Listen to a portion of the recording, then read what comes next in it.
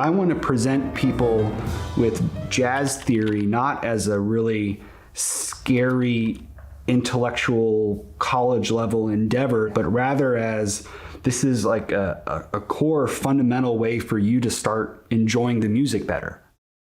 Most approaches to theory out there assume an immense amount of knowledge. This is Jazz starts from the ground up. Let me open your mind or blow your mind, and we're going to start understanding jazz from just the foundational elements. This song came out in 1960. I think that there's a place for This Is Jazz to be for students, kids, young adults that want to learn jazz, that want to understand jazz on a deeper level. This Is Jazz can be for teachers that recognize jazz as a special, unique style of music that inspires students.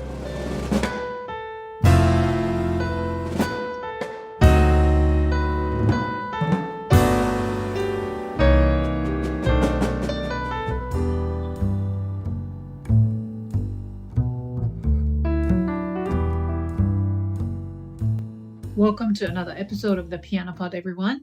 This season is all about creativity and connection, exploring how artists across the piano world are reshaping what it means to create and connect in today's ever-evolving musical landscape. Today's guest perfectly embodies that mission. Quentin Walston, an active pianist, educator, and entrepreneur who is redefining how jazz can be taught, learned, and loved by people of all backgrounds. As the founder of This Is Jazz and author of How to Teach Jazz and Improvisation, Quentin has built a platform that empowers teachers nationwide to bring jazz and improvisation into their classrooms with confidence and creativity. Recognized as a Virginia Commission for the Arts teaching artist and a Maryland State Art Council tourist artist, he performs as a solo pianist and with his jazz trio blending memorable melodies, striking rhythms, and adventurous improvisations. His album, Retro Future, draws inspiration from legends like Thelonious Monk and Jason Moran while establishing his own voice as a modern jazz artist and educator. Quentin's YouTube channel, This Is Jazz Official, and his online community have become hubs for educators and students alike, offering practical jazz tips, musical history, and accessible resources that make jazz fun, inspiring, and achievable for all ages. Before we begin, a heartfelt thank you to you, our listeners, and community. Every time you subscribe, rate, or share this show, you help us continue to build this space for creativity, dialogue, and inspiration. Here's Season 6, Episode 5 of the Piano Pod with pianist, educator, and entrepreneur Quentin Walston. This is Jazz, making improvisation accessible for everyone. Please enjoy the show.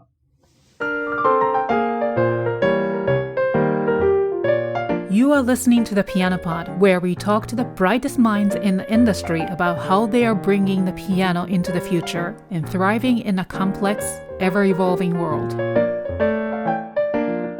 Quentin, welcome to the Piano Pod. Thank you so much for being here today. Thank you for having me. Oh, my pleasure. And you are not only an accomplished performing artist, jazz pianist to be exact, but also an entrepreneurial force in jazz education. And through This Is Jazz, that is your educational brand, and also your book. I actually purchased the PDF version, How to Teach Jazz Improvisation. We're going to talk really in depth about this book. You've created tools and resources that equip music teachers of all backgrounds to bring jazz and improvisation into their classrooms and lessons. And I'm excited to explore both your artistic journey and the business you've built to inspire and empower others. As we begin, I'd like to start with this question. If you had to describe your mission or passion in just a few words or sentences, how would you describe it? Well, one, thank you for having me. It's an honor to be on this podcast, so I really, really appreciate it. And my mission, especially as far as jazz improvisation or jazz education goes, is I believe that all teachers can teach jazz. So everything I do, whether it's in-person training sessions, books, courses, my social media presence, it's to help equip teachers and really get over that intimidation that is often associated with jazz or improvisation. So that's yeah, I guess that's more than a couple words, but No, that's great. Perfect. Thank you. And you're the founder of This is Jazz. And so at the heart of your work, what is your mission in education, to be exact, and outreach? How are you reaching out to, I guess, people through a jazz education?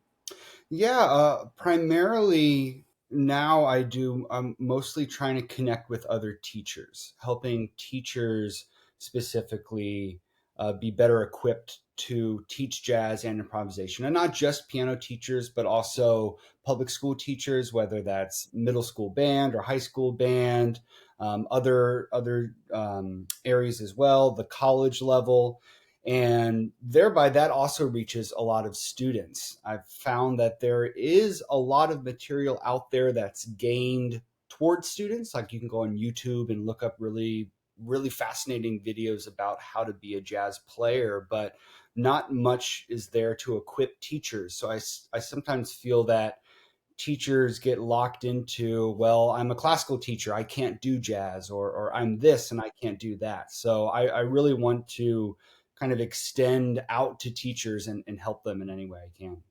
Yeah, that's great. Now, I've watched some of the video clips on YouTube. You have a big channel, YouTube channel, and also Instagram as well. It's of course it's educational, but I think what's great about it is it pretty comprehensive. You're not just talking about technique or chords, but also there's a historical elements to it, and which is super helpful for anybody to understand jazz music. And then even like there are so many different styles of jazz music Mm-hmm. depending on the era, for example. Right, right. So you're really describing it so well. But I want to start actually with a book, How to Teach Jazz, and Yes. improvisation. I bought a PDF, but I think uh, instead of giving my audience my impression, I think it's nice that you tell us what exactly this book is about. Awesome. Well, thank you for getting the PDF. Right, it's online. It's also available in print, and the book seeks to fill this gap. There are jazz books out there that have fully composed or through composed jazz pieces, especially if we're looking at beginner material. And I love those pieces. When I was in middle school and high school, I was learning those pieces as well. But there's not very much, or you could even say really nothing out there for beginner improvisation. A lot of the improvisation materials out there already assume you have a high level of theory understanding or a high level of proficiency. So this book fills that gap, and it's a two-part book. So half of the book is repertoire that you would do in your lessons or your classes, and it's a duet format. So the teacher, they're playing a pre-written jazz chord progression, a vamp. They don't have to worry about improvising themselves. It lays down that stylistic foundation. And then the students have just a small collection of notes to improvise with. And what makes this a little bit different than some of the other pedagogical resources is it doesn't start with a full scale, because often I found in my own teaching experience, when you give a student a full scale, all of their improvisation is scalar. Scale. So the really underlying pedagogy is making sure that you're improvising and creating things that you can actually hear in your mind's ear. Like you're really inventing a melody. I think piano, it's really easy just to play things based on the finger shapes or just what it looks like. And you can just get by with not truly instilling and really not knowing what sound it is you're trying to make. So the book presents students with notes that always work on that teacher chord progression. No matter what note they play, what rhythm, what order, if they're playing from those notes, it's going to sound good. So it builds confidence. It gets rid of students' anxiety about maybe playing a quote unquote wrong note. And then it builds from there. It gives them more options. It gives them other considerations. Hey, why don't we take rhythm into the equation? And the book has 7 different compositions that all follow that pedagogy. So there's like a minor vamp, there's a bluesy one, there's a Latin jazz, there's a bebop one, there's a waltz, and so on and so forth. So it introduces kids to real jazz styles that anyone can play. I've done these songs with 8-year-olds, and I've done them with retirees, adult students. So that's the in lesson portion, and then the first half of the book is all about filling knowledge gaps. So it's kind of the teacher's resource if they want to know more about jazz harmony, all those extensions, or if they have a student that's taking high school jazz band, tips for those. It has improv games. It really seeks to be a comprehensive resource that's easy to understand and easy to digest from a teacher that doesn't have a jazz background. Mhm. Yeah, I love teaching improvisation uh, when I teach. Although my background is classical music, people think Mhm. that I teach just a very strict classical music. But Mm. actually, especially adult students. I live in Brooklyn. I have so many adult students now for some Mm. reasons, Mhm. and then they feel like once they sit at the piano, they can just play whatever they want. But it doesn't work that way. So improvisation is one of the ways. But even then, jazz is a different language to me, and Mhm. I took lessons. But so I'm very curious, like where should we start in terms of, like, let's say you're talking to a teacher. Mm. Where is a good place to start in terms of like teaching jazz style? I think it is melodically and really getting to the base of playing what's in your mind's ear. I think piano, because it can be such a rich harmonic instrument, sometimes teachers feel that they have to go straight into all of the elaborate jazz harmony and jazz chords and jazz accompaniment. And all of those are great, but so much of the jazz language is a melodic language. And you can say so much through the melody. So I like focusing on first the melody, even with a beginner piano student. Like, let's just improvise with your right hand. Your left hand will come, but let's get that right hand going. And then the other thing is probably one of the more difficult things for teachers that aren't familiar with jazz is the articulation and the phrasing. Jazz has a lot that can't be captured by notation perfectly. So the book talks about some of those rules of articulation, swing feel, accents, and things like that. But I think a beginner teacher into jazz should focus on being able to improvise what's in their mind's ear. It can just be, I mean, you can do it with 2 notes. Ba boop ba doo ba doo ba da da doo da da da. Like, it doesn't have to be complicated, but can you execute the concept that's in your head? And then really getting the phrasing. So yeah, that's where I would start. Wow. And what inspired you to, first of all, write this book? Mm. Yeah, like, is it years of experience or maybe decades of experience as an educator, and what you saw in firsthand? Oh my gosh, this is what something is missing, or is it some one particular or few particular events that, oh my gosh, I need to write this? That's a great question. I remember so much of the writing process, but I think what like the initial germ of the idea, I think, was a little more subtle, because the first song in the book, called "Hit It," I've been doing for years in lessons. Just when I want to do an improvisation activity, I'll just play this chord vamp and I'll give my students 4 notes, and it's just a way to get any age kid playing, or adult, any age student, any level, creating something. So it's a great, just, you can do it in the last 2 minutes of a lesson. Hey, why don't we try this out?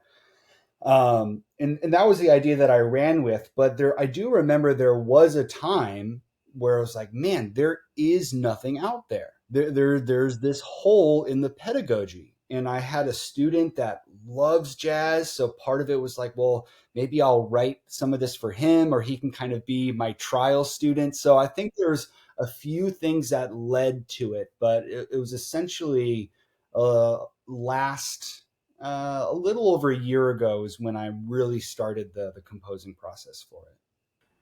You said so missing something. So missing part was the melodic writing. You The think? thing I think for me, what was missing is just beginner improvisation. So, I guess to name names, I love Martha Mears' Jazz, Rags and Blues. I Right, know right, some right. people think I'm that, very familiar with those. Yeah. yeah, so I played them when I was 13 years old and all that. I love them. I think they do a great job. I think they're really succinctly written. But those don't have any improvisation, nor do a lot of songs at that level. When you get to Jamie Abersole, who is kind of for decades has been the core jazz beginner improv material. He was one of the first people that did play along recordings. Those are amazing too, but those start pretty high. Like a beginner song in the Abersole series would be like Take the A Train. And yes, to an experienced jazz player, Take the A Train is a beginner song, but to play Take the A Train, you have to be able to feel a 32 bar form. That's AABA. You need to know 6 or 7 different chords. You need to know the modes that go with those chords. And that's just too much to introduce to a 9-year-old or even a 30-year-old that wants to try jazz out for the first time. So that was that gap that was missing. And I really wanted to fill that gap and felt that with my background as both a performer and a composer and an educator, specifically in the jazz area, I could fill that gap. Now, I have the PDF right in front of me. I am happy to share the screen, but I know this is your book, so you tell me. Do You you can want, share the screen. Yeah, yeah, can I please. share this? Yeah. Yeah. All right. Here we go. So I have your book. Mm-hmm. This is your front page. I'm just going to go all the way back to the front page. How to teach jazz improvisation. I love this front page. Thank you. Very nice design. So, is there a specific like page number you want to go to, or? Yeah, well, why don't we jump to 35, and that's going to be a sample of the repertoire that people can see. There we go. So hit it. So there's the teacher part. So it's pretty sight readable. It's not meant to burden the teacher at all. And the teacher would just play that vamp on repeat. And just so your listeners can hear.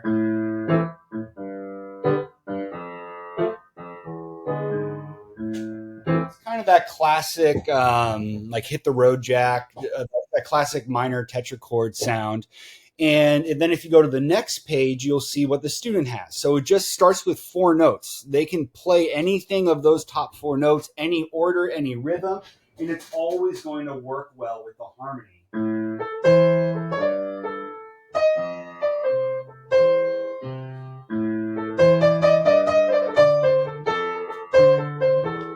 So any rhythm, any order, they're getting to that idea of constructing melodies. And then you see once they feel comfortable with that, we add new notes. The third line down is conceiving of things in rhythms. One of the biggest things with teaching improvisation is guiding students to things that they wouldn't come up with on their own. A lot of times students don't realize it, but they fall into habits. Like they might always start with an ascending line, or they might always start with a half note, things like that. So the book really tries to suggest new ways of soloing, but always within the realm of you're not playing wrong notes. You don't have to be scared that you're playing something that sounds bad.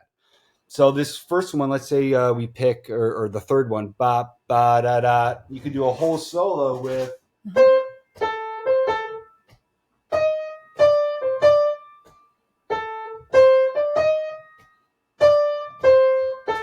So the idea being that they're building new layers of creativity. Yeah, but it's great because you're giving us this 4 notes to begin with. Mm-hmm. Yeah, and then if I were teaching, I'm going to teach this today. I have a student coming in. She's like only 8 years old, and so I would have her pick. Let's say let's start with A. Mm-hmm. Then maybe next week, let's start with E flat. Yeah, yeah, yeah. something like that. Yeah, start your line with E flat. Uh-huh.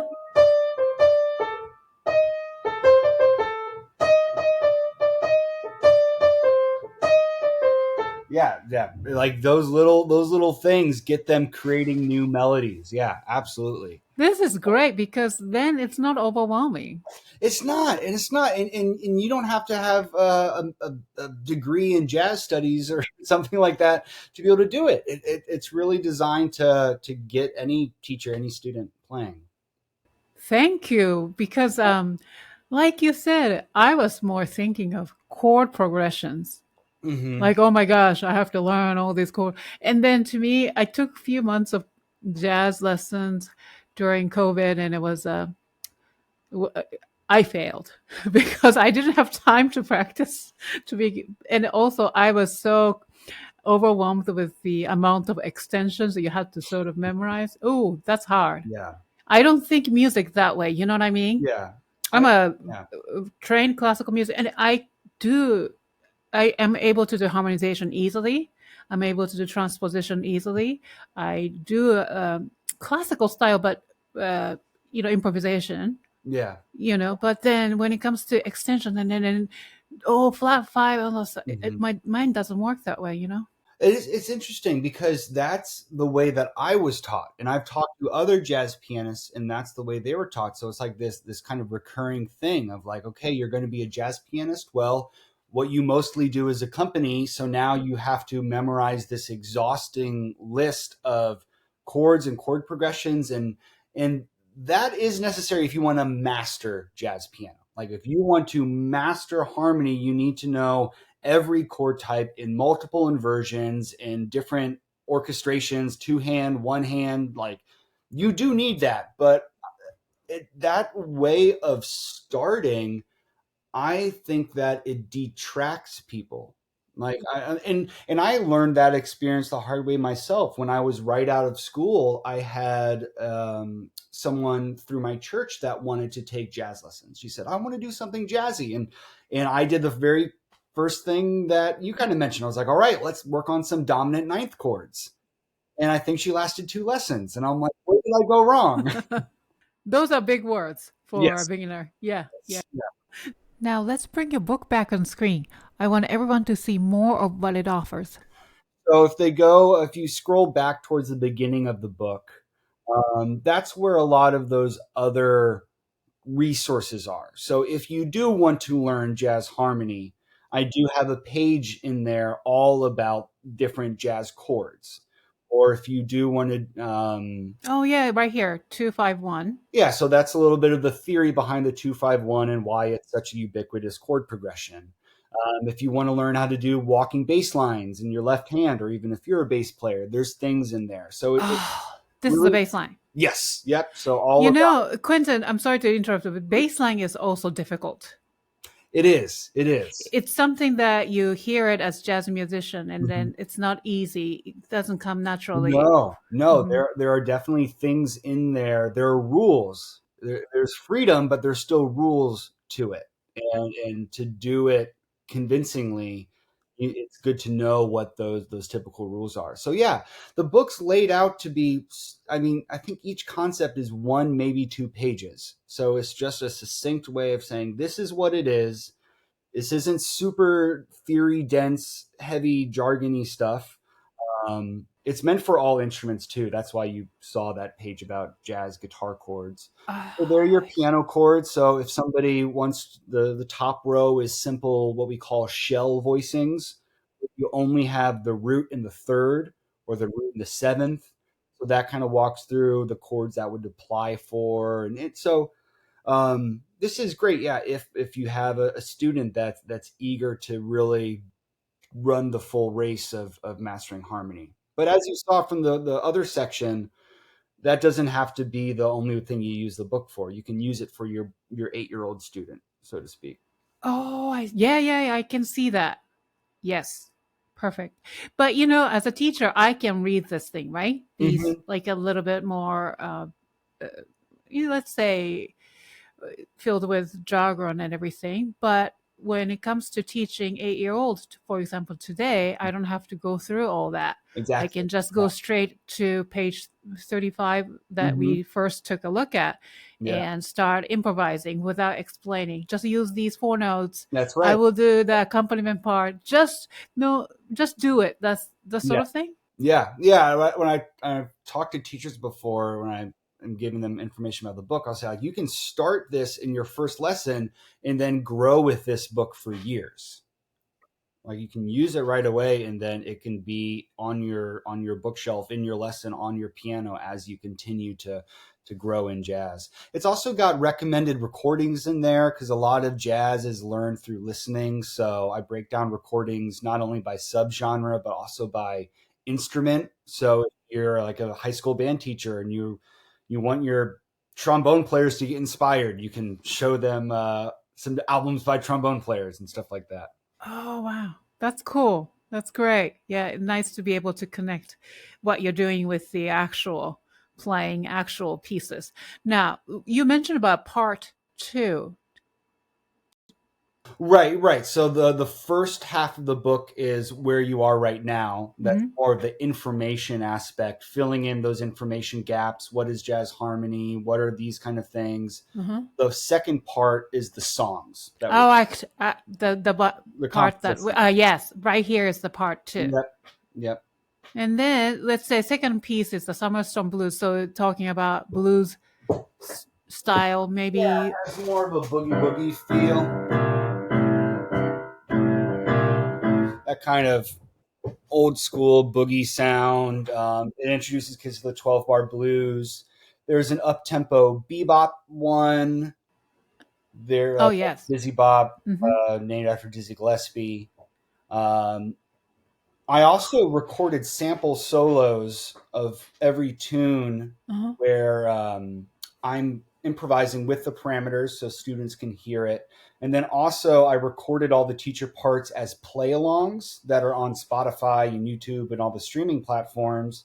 So it can be helpful, one, if a teacher doesn't want to play it in their lesson, or if you have like a band teacher that isn't really savvy with piano, they can just put on the recording. And then also students can practice at home with it. That's cool. Yeah. Very practical. Yeah. Yeah, that's very important because you first lesson you comment, you really want to be able to play something instead of just listening to theory, you know? Yeah. Yeah. Very nice. Yes, I'm going to Absolutely. definitely use this. Now, I understand that. Do you want to continue Oh sharing? no, I'm happy Yeah. to. I happy to move on. I think that covers the book. Okay. It's on thisisjazz.com, and it's on Amazon as well. So Okay. people This is just, oh, this is jazz.com. I thought it was the quentinwalston.com. That's also. that's also that website is like my artist website where I post my concerts and stuff. Thisisjazz.com is specifically the publisher, the course website, all of the stuff about teacher education. And then I also posted it on my artist website since I am a performer as well. So you can find it on both. Wonderful. Now, Yeah. I also noticed that there's a course that you teach, but it's a pre-recorded on demand. You can purchase. Yes. I have courses on jazz pedagogy. It's essentially expounding on the book. So going into more depth gives you that kind of benefit of somebody explaining it and playing examples and things like that. So that course is tied in with the book. And then I also have courses on jazz theory. I think that jazz theory to some people seems incredibly daunting and overwhelming. And a lot of jazz theory starts really high level. So, what might be considered an intro to jazz theory course is actually like a college level jazz theory course. So the series I have is called Jazz Unlocked. So it basically kind of helps you enjoy jazz more. Like I know that sounds crazy, but I think that understanding the way the music is structured helps us appreciate it even more. It's kind of like if you like for me, I love painting and architecture, and like knowing the craftsmanship behind it helps me enjoy it more. So my big kind of eureka moment when I was in high school jazz band is we were listening to this crazy fast version of Love for Sale by the Buddy Rich Big Band. And there's this tenor saxophone solo, and it's just this torrent of notes, and it's like way over my head. I don't understand how he knows what notes to play, how he knows how long to play, and then how the band knows when to come back in. Like how does this solo happen for so long and then everybody immediately knows? And my teacher explained that, well, he's improvising on a predetermined chord progression. The chord progression's already set. It's locked into time.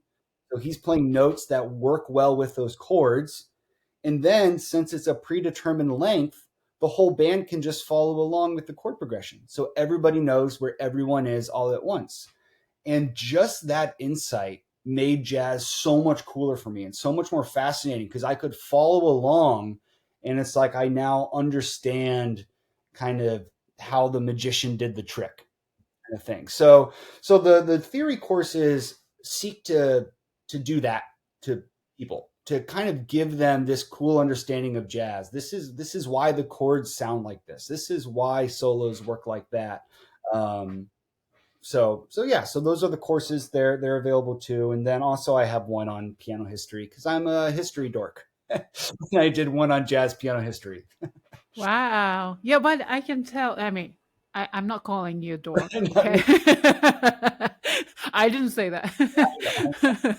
But I can tell that you are history buff. Like when I see all the clips and you have like 225,000 followers on Something. something like that on Instagram, and then 3,800 subscribers on YouTube. I mean, you can tell because it's so engaging, very educational, and then especially the part where you talk about, very renowned historic jazz Mhm. pianists, jazz musicians, and you're just giving the audience the context, not just Yeah. yeah, right? I Yeah. love doing I love doing that just point blank. And even before I got into the book and teaching teachers, that was something I was already doing. Just kind of making jazz more accessible to everyone. And that's something I do as a performer as well. Like in my concerts, I love giving the backstory behind the composers or how the song works. I think people connect with the music more, especially since I'm an instrumental performer. I don't sing. I don't work with vocalists typically. So I found that sometimes audiences that aren't musicians themselves or aren't very musically savvy, it can be helpful for them to have kind of those guideposts, those little nuggets of information, whether it's biographical or analytical. It just helps them connect and enjoy the music a little bit more.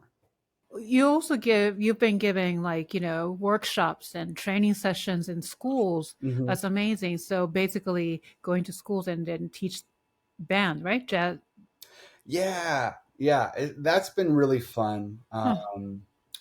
I've done different residencies at everything from elementary schools where I'll take over their elementary classes for a whole week. So I get like all of the kindergartners and they have percussion and we're trading fours and doing like different jazz exercises. I was at a school in DC where I had everyone had the xylophones and I took out all of the bars except for notes so they could play the opening phrase to "It Don't Mean a Thing If It Ain't Got That Swing." So yeah, these yeah, it was cool. It's like a bunch of DC students were playing some Duke Ellington, and it was a lot of fun. So I love getting to do that. I'm doing some stuff at the collegiate level this fall, and then I do teacher trainings as well. So that'll be like going into a music academy or a public school and just helping teachers. So just trying to do everything I can to help spread jazz and get people to enjoy it and play it. Wow. But obviously you are a jazz pianist. Mhm. You have this amazing solo career too. That's the reason of you want to really spread the gospel of jazz, I guess. But why jazz? Why you want to really use this tool, music to educate from young students to adults with jazz? Why jazz? I think jazz has there's such a freedom of expression.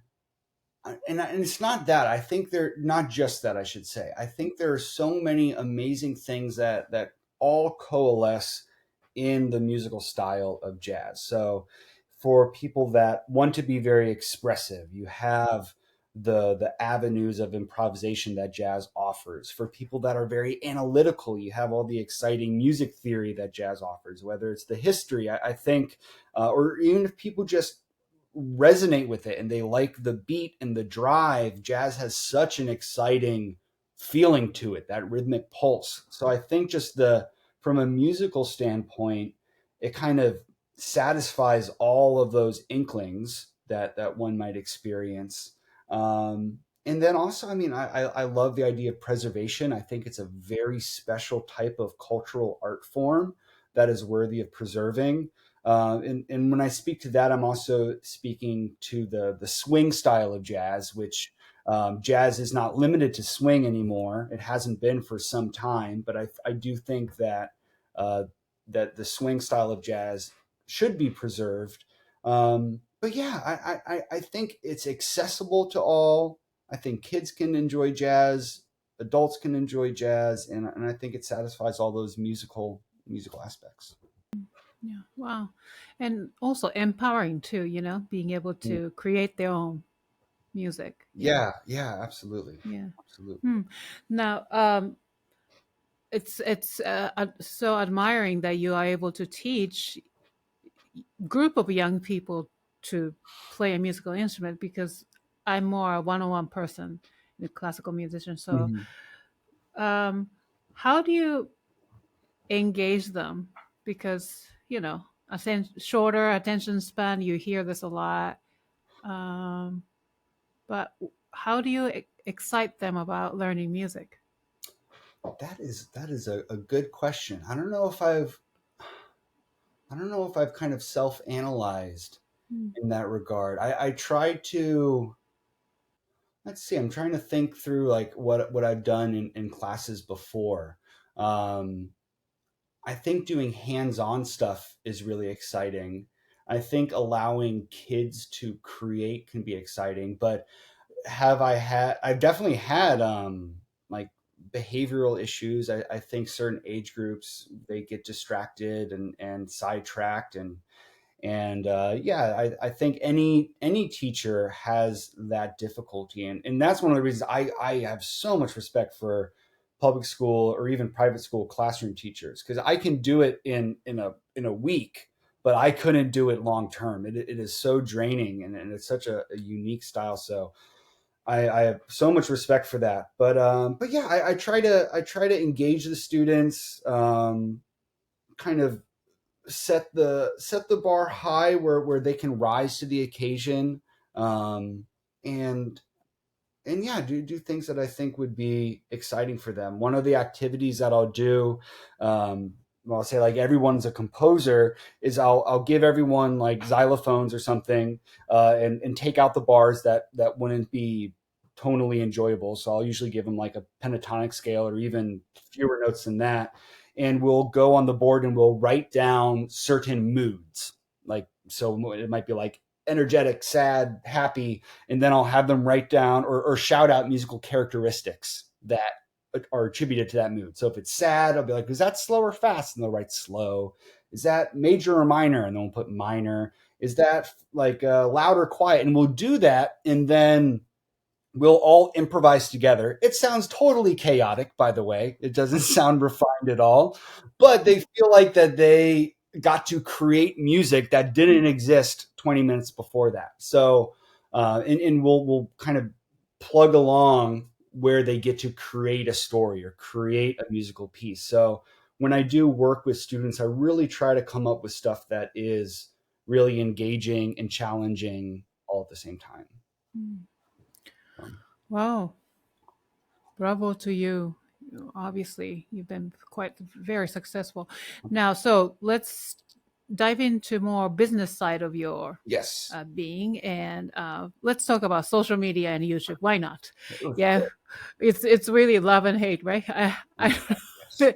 It's so, but you are actually doing amazing. I appreciate But it's a lot of work. it. It is a lot of work. It is frustrating though. I mean, yeah, it's a lot of It is a lot of work. I've done most of my stuff on Instagram. I'm in the process of pivoting to YouTube. I think one of the hardest things about it is being beholden to the algorithm. There's so much stuff that you would like to see happen. There's things that you, whether it's from a strategy point of view or from like a belief in your content or anything like that, where there you put it up and the algorithm decides who it's going to show to. So that's really challenging. I think one of the things that's also challenging is that just because you have a certain amount of followers, that doesn't mean your followers get to see what you put out. And I think that is one of the most frustrating things about Instagram for me, not to just turn this into an Instagram bashing thing, but you mentioned I have a high follower count on Instagram, but Instagram won't show all of my followers my content. So it's disappointing because you're like, man, I'm really excited about this, or I'll put a lot of love and labor into something, and you hope that it resonates with that audience. And then to find out that the audience didn't see it because of something that's out of your control can be really discouraging. So I think recently I've been a little bit more discouraged by by social media than encouraged. But I think the ultimate thing is to persevere. Like um, that was one of the things that really got me boosted on social media to begin with, was just consistent posting and a consistent presence. Also, your platform, This is Jazz. Tell us more. I know there's a book that you can purchase. There are. Do you also do blogs? And I know you have a podcast too, right? I've interviewed Yeah, people interview. Mhm. that I will highlight or feature on Mhm. This Is Jazz. So this is jazz .com is the brand. It's something that I want to see grow and help all teachers and even people that are self-taught musicians and music fans and things like that. So part of that has included, of course, the products, the books, and the courses and stuff. But we want to offer free resources and things that have value, things that people enjoy. So I have blog stuff up there, articles.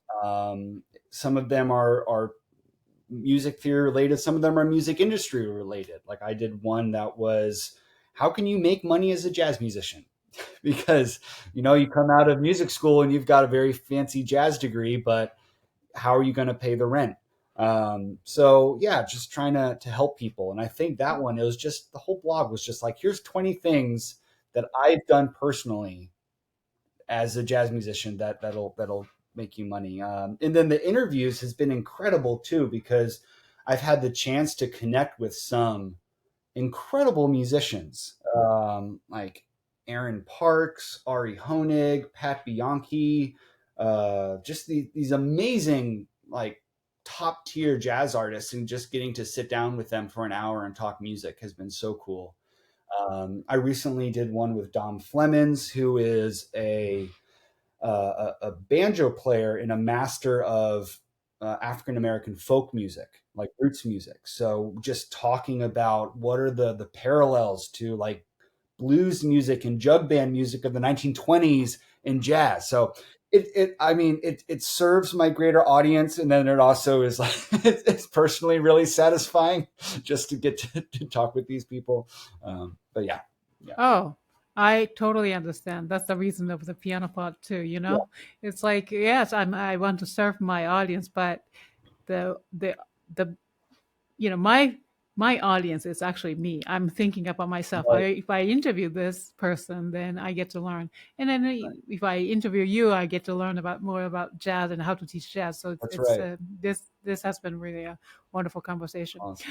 Yeah, thank you. So, what advice would you give for those you mentioned about, graduating from this fancy degree, but the thing is, once you get that degree, it's like, now what do I do, Mm, right? mhm. So, and then you build this empire of This is Jazz. So, but where do you start? You can't just think about this big thing, but you have to start one step at a time.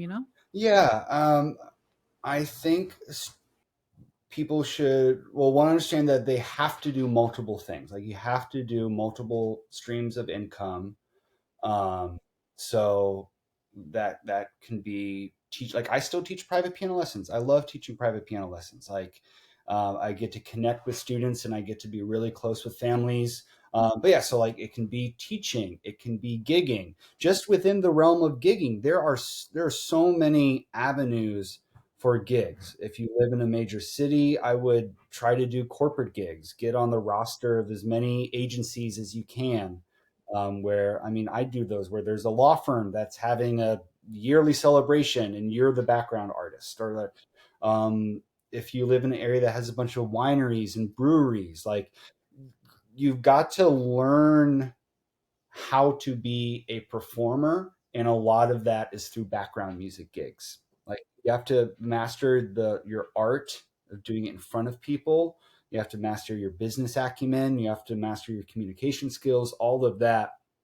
So background gigs is where it usually starts. I know we all want to play at Blues Alley or Village Vanguard or any of that, but you got to do your background gigs. And then I think a big thing too that would be a pitfall to avoid for beginner jazz artists, and it could be beginner artists in general, is that the music industry is not what you thought it was in regards to like traditional success stories. And especially, I mean, I was in college over 10 years ago, when Spotify was kind of just picking up steam and stuff like that.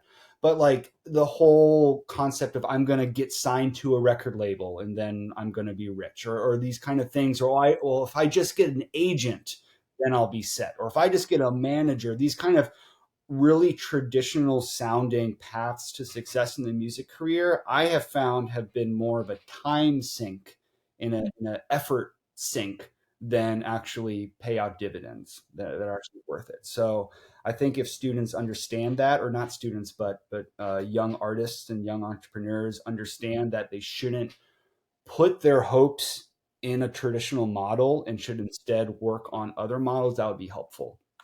Um, and I guess the last thing I would say, well, I guess there's a few things. Don't hope that Spotify is going to pay your bills, and don't hope that YouTube's going to pay your bills. Like, I think people also will get these kind of false misconceptions that if they just nail that Spotify editorial playlist, then they're going to be raking in money.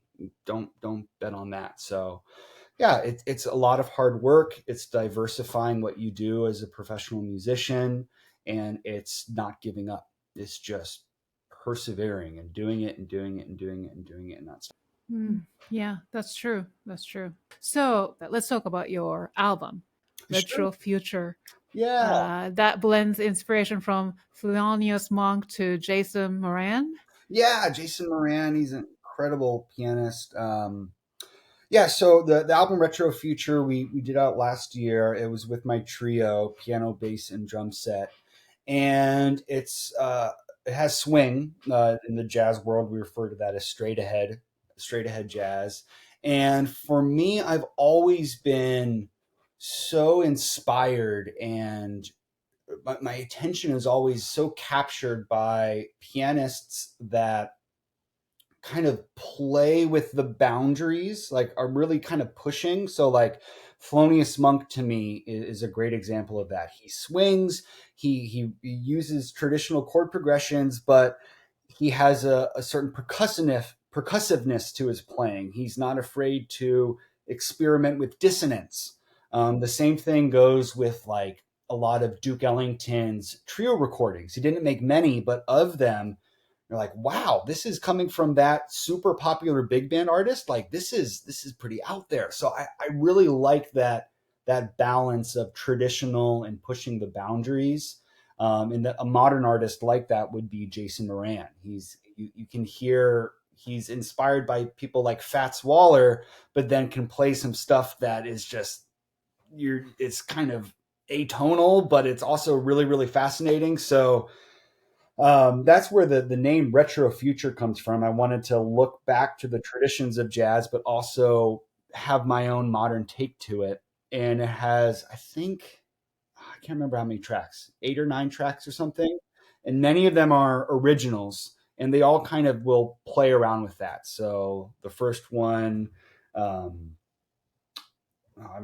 forgetting my own track names right now. But anyway, they'll do that. They kind of play around with that dissonance while swinging, and it was just so much fun.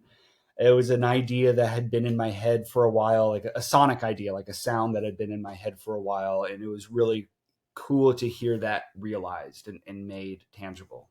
Hmm. They are all original, as in your original pieces?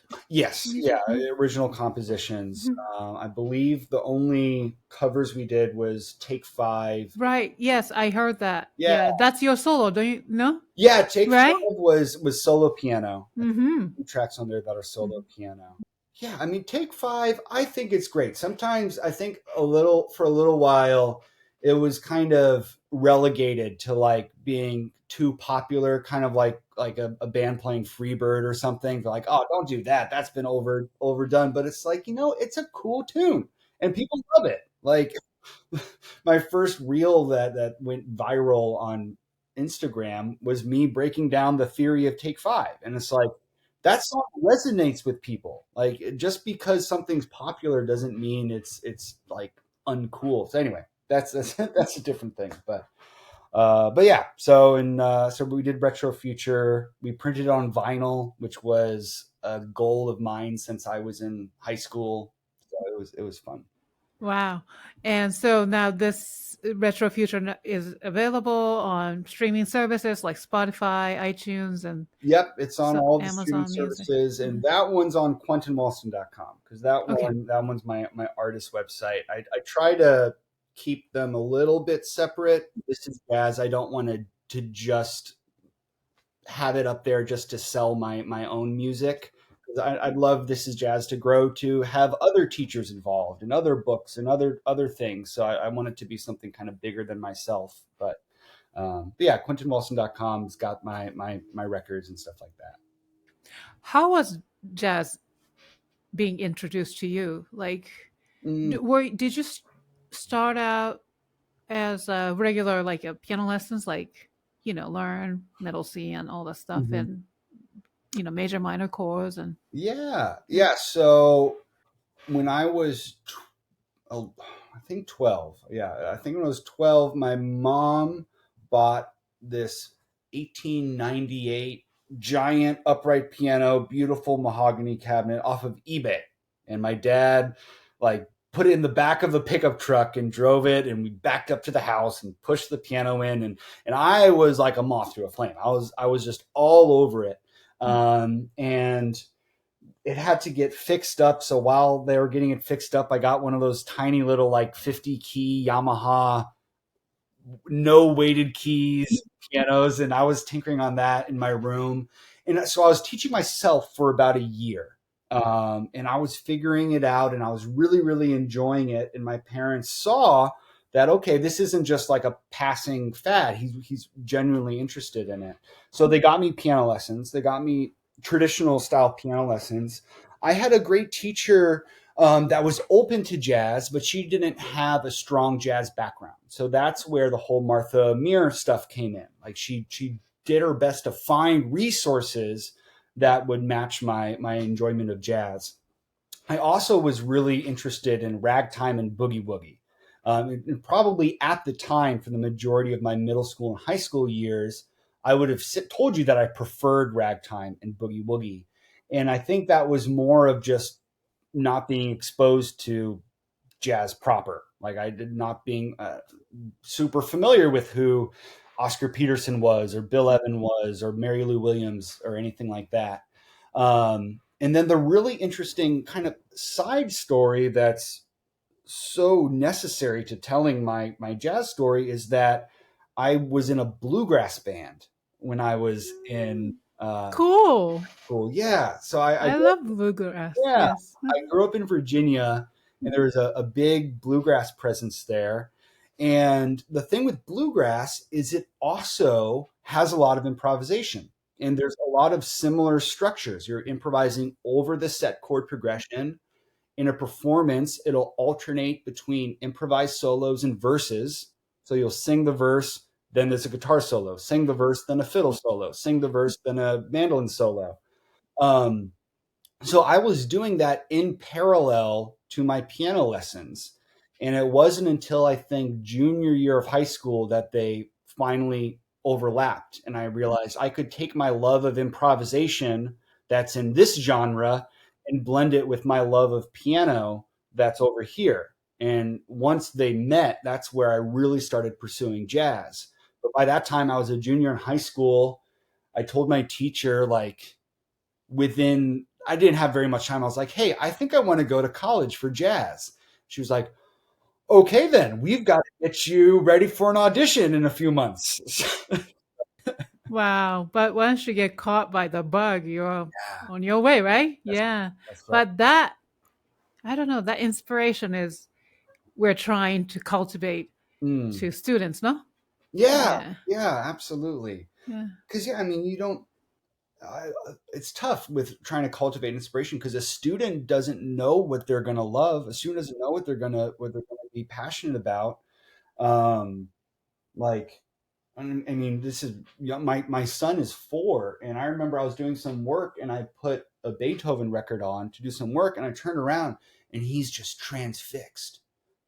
He's just amazed in at Beethoven, and it's like he didn't know that he was going to be in love with Beethoven, and students might not know that they're gonna love whatever music they love. So yeah, we as teachers try to expose our students to various things, hoping that something grabs hold of them. Mm, yeah. Now, I want to talk about improvisation, the importance of. So, you know that you mentioned about bluegrass being so similar to the jazz structure where there's this part and then the improvisation part and then the band comes up back. Mhm. It used to be like this in Baroque music, the right. Yes. When So Yeah, we need that improv back we do. into classical music too. Yes. And then that trend is it's happening in like a teaching level, like Mm, a lot more teachers are now being really taught and encouraged to teach students to improvise. yeah. So I think it's important to ask you this question.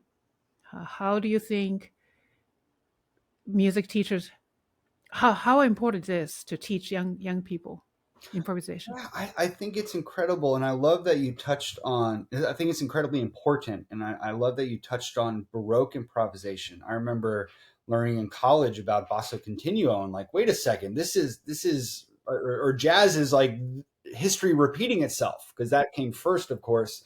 But yeah, I mean, you get the bass line and the intervals above, and then you constructing all these things. And yeah, so that's incredible, and it's very similar to the way a jazz lead sheet is arranged today. Um, and I do think that there is a growing sense of the importance of improvisation, and I think that's also coupled with, or I think that the necessary predicate for that is people realizing what has been lost by not having improvisation in. Because when we talk about the great composers, commonly Bach, Mozart, and Beethoven, we all know that they were incredible improvisers. All three of them. I mean, there's this. I mean, Bach was. We know that he could improvise on a fugue level, which blows my mind to improvise separate voices. And then we know Mozart, of course, improvising, and then Beethoven. There's that story of him turning someone's theme upside down. I don't know if that's true or not, but we know that they were incredible improvisers. So I think we're aware that something is missing from the core pedagogy. So it's a really exciting time for, I think, jazz to be one of the more accessible ways for that to make its way back. I don't think jazz is the only way to bring improvisation back. I think there's a lot of ways to improvise. I think one of the benefits with jazz improvisation is that it has that kind of language that goes with it. Like if you're going to learn jazz, you kind of have an idea or ready-made examples of master improvisers. So you can say, okay, that's what I want to achieve. I personally haven't looked deep enough into 20th century classical improvisation or 21st century classical improvisation. So I'm not sure exactly what the language is for that style of improvisation, but I can say it's incredibly important. It has kids experiencing creativity in a different way. I think it uses different parts of the brain. It helps budding composers getting that idea of creating something in real time. It's a way to process emotions. I know before I ever put pen to paper as a composer, just sitting down at the piano and just making stuff up as a 13 or a 14-year-old. So I think there's something that's deeply important about it, regardless of how it comes out. Yeah. And then, we always say music is language. Mm, So, when we speak our native language, how we started learning the language is by speaking, mm, listening and speaking. So listening is there, but speaking is not there in music education, was not there for a while, mm, mm. So Yeah. I think in that sense, improvisation and composing, learning to compose is Mm, equally yeah. important as reading Yeah. music. Yeah, Yeah. yeah, Absolutely. yeah. And yeah, and then trying to equip teachers to do that, because then we can recognize the need of it, and then how do we get from point A to point B. So but yeah, I'm so happy that it's starting to really start to build up steam. I mean, I've even seen it in some method books, like some really traditional method books. In their theory, you'll do your theory homework and it'll say like, finish these melodies or improvise with these notes, and it's just baby steps, but at least it's making a conscious effort to bring improvisation and creativity back into just standard musical study. So what's next for you? Is there any exciting project coming up in terms of like a solo work or trio, Mm, maybe both? And also, I want to know the next step for This is Jazz. yes, so a few answers, I guess, for my trio stuff, for my artistic stuff. I've got probably close to another album's worth of originals. And I'd love to record them. I think I want to play them more, like in the concert setting, just really, really feel them out. I love my band. I have Daniel Kelly on drums and Jacob Pembleton on bass. They're both in my area around the DC, Virginia area. And it's incredible to be able to write something that kind of lives in your head, and then they take it to places that you couldn't imagine. And so it's an incredible band. So I'm not exactly sure when we'll record those. um, I often feel like I don't have enough time in the day to do things. But yeah, so that's something that's probably on the greater horizon. For This Is Jazz, I'm planning on a new book, um, for students. So not necessarily geared specifically toward teachers, but a repertoire book will likely be coming out late winter or early spring of next year. I'll probably be premiering it at the MTNA conference. That's where I premiered How to Teach Jazz and Improvisation this year. Okay, fantastic. So, what's so different about from the this is I mean, how to improvise book that you? Yeah, I don't want to give it all away, but Mhm. it'll I can say that it will be jazz repertoire for students. So I think that's as far as I'll go. I think teachers will find it novel in a good way, not gimmicky. I think they'll find it novel, something that similar to How to Teach Jazz Improvisation fills a gap that currently isn't there in the resources that are available. And I've been testing these compositions out with my students, and they really enjoy them. One of the things that I'm really trying to do is make sure that even if they're intermediate or lower level compositions, that they use actual techniques and melodies that you would expect to hear on a jazz recording. I think sometimes jazz method book repertoire has almost become its own genre, where and again, this isn't to throw any composers under the bus. sometimes it verges on parody of jazz. Not I don't think they're trying to parody, but sometimes things can sound a little corny, a little campy. So I really want to make sure that any composition that I put out there sounds like you could hear it off of a Miles Davis record from the 50s, something like that. So anyway, I probably have given away too much. No, it's fine. I think teachers will love it. I'll stop there. Oh, I can't wait. I can't wait. So, if we are toward the end of our conversation, so what would be one takeaway from our conversation today? I'm sorry, I'm not a jazz pianist, so Oh. you might want to want to talk more about this jazz pianist and that, but we basically touched upon basic information about jazz today. You sure But did. what would be one takeaway? Like, what's this one that my audience to understand? I think don't be scared of jazz. Like anyone can play jazz, anyone can improvise. There's that fear of what if I play something wrong, or I don't know how to do this, or I'm not a master, therefore, or I've never been trained in it. You can. Like it is totally doable. Yeah, don't be afraid of jazz. It's so much fun to play. Yeah, I think that would be the biggest takeaway that any teacher can teach jazz, and your students can play jazz. And the best way is to go to thisisjazz.com and Yeah. purchase your book. Yeah, thisisjazz.com. You can get my book. We have, I think it's code improv it's either $5 off or free shipping.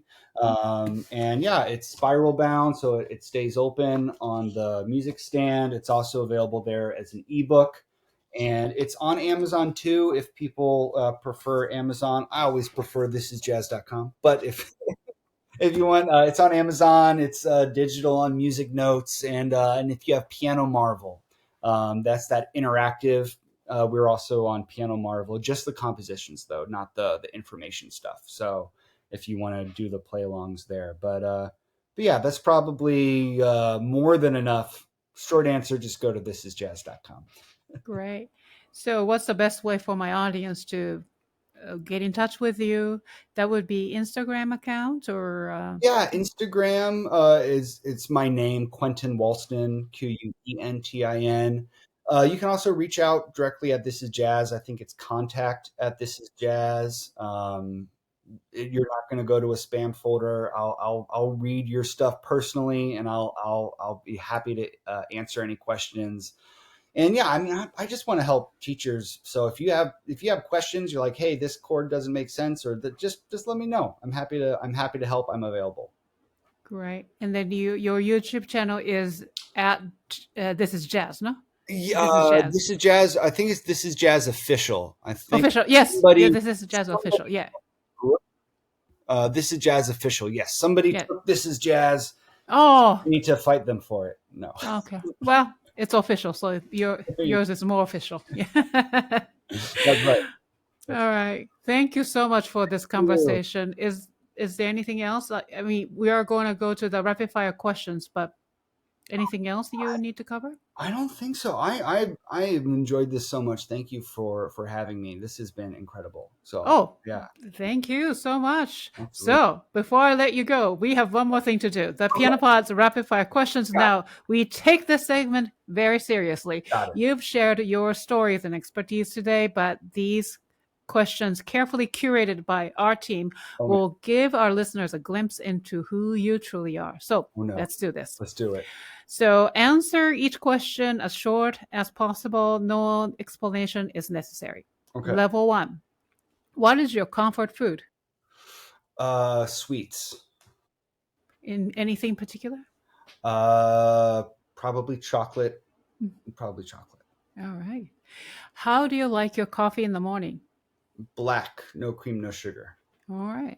Cats or dogs? Dogs, but I have one of each. Oh, poor cat. Sunrise or sunset?